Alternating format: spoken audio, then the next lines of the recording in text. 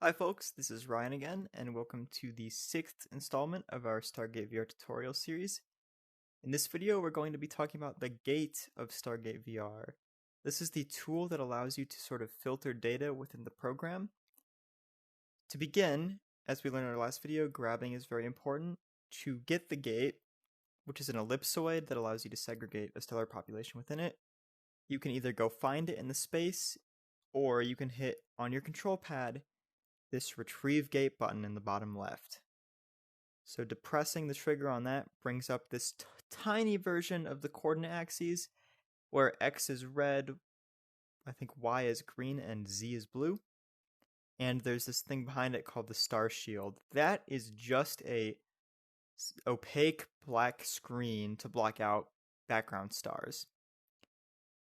So in order to use the gate, you grab this little coordinate thing as you grabbed in the last video.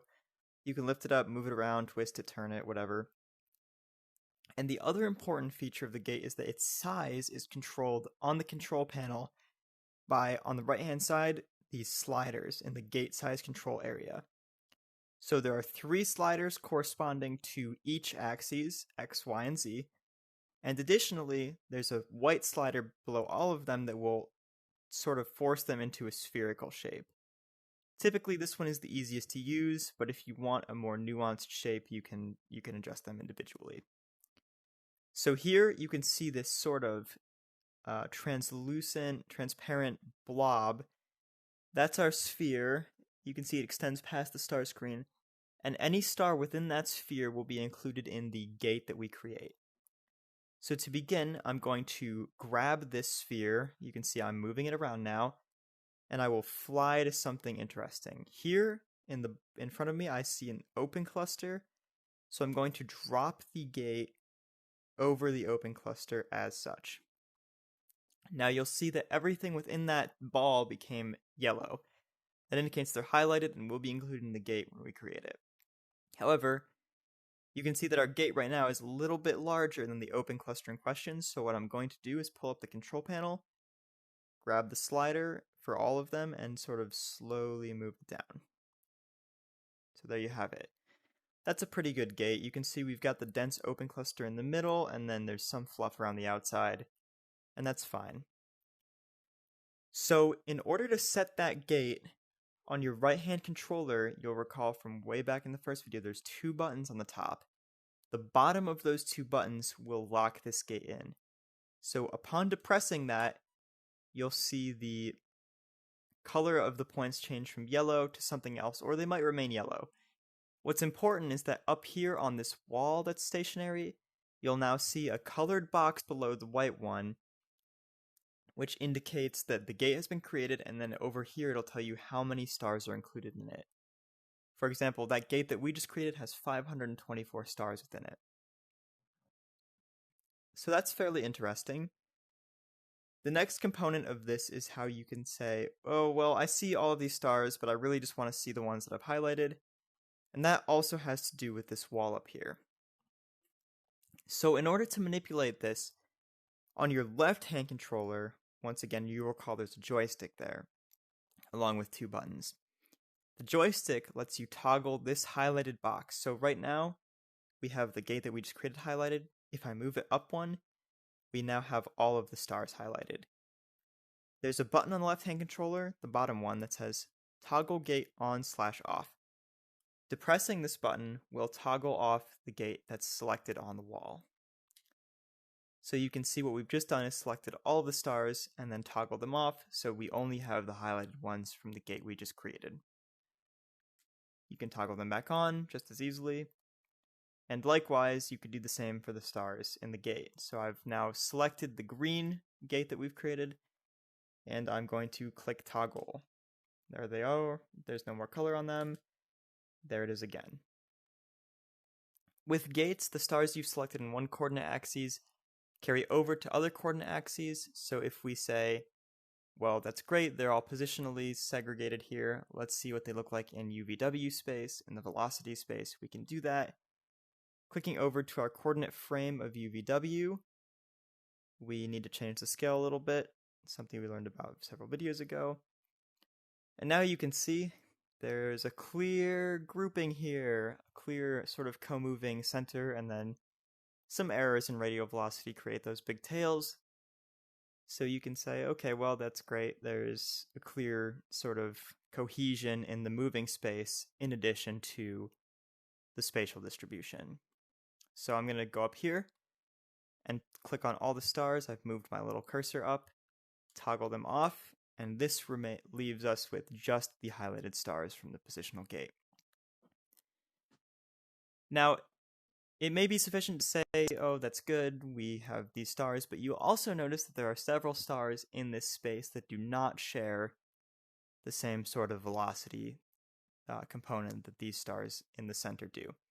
There's lots of outliers in the surrounding regions. So an important feature of gates in StarGateVR is that you can subset and sort of whittle them down through different coordinate systems. So if I retrieve my gate again, right now it's much too big, so I'm going to change the scale down to a much smaller sphere. There you see it. And I can move it over to the densest part of that UVW grouping. Say that's pretty good. I will click Set Gate again on the right-hand controller. There you can see there's a new gate created there. And on the wall, a new gate has appeared in that space with 441 points. However, this gate is not a subset of the green gate. It is currently on the same level as it. To basically force it into being a subset, you take your left-hand controller with this gate controls joystick again and move that to the right. So now you can see, here's our green gate, down one level and over is the blue gate. And if we look at it, that's roughly what we see. You see that these blue points they were all originally green points, but now we're only seeing the points that were green that are in this gate spheroid that we've got here. So with that, we can go take a look at the color magnitude diagram by depressing that preset and flying out a bit. And you can see, yep, there's a pretty consistent line. So all of those green points are our first gate, and then these blue ones are the second gate made with the positional and velocity motion considered. And they follow a nice main sequence there.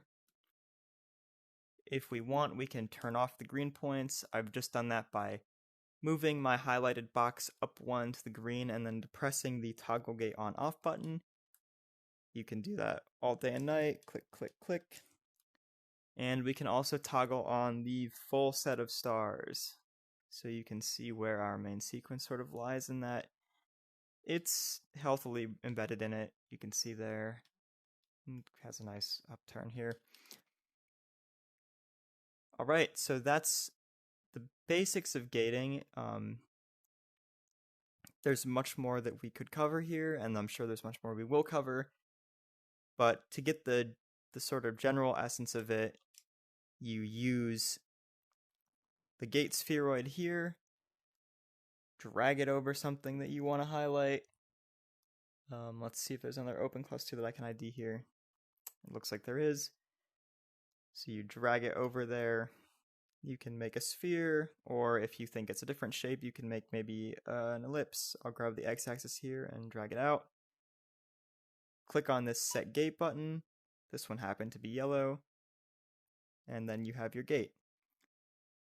The other component of note here is that if you make a gate and you decide you no longer want it, on the left-hand controller, the button above the toggle gate on and off button says delete gate. If you press that once, it becomes red, and if you press it a second time, it will delete the gate you have highlighted.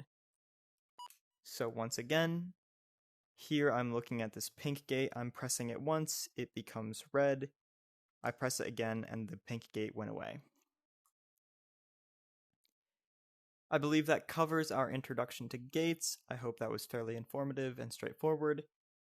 There are other features, as mentioned, like saving them, exporting them, etc., that we will cover in later videos. But in general, that's how you gate, subgate, toggle gates, delete gates, create gates, etc. Thank you, and I will see you in the next video.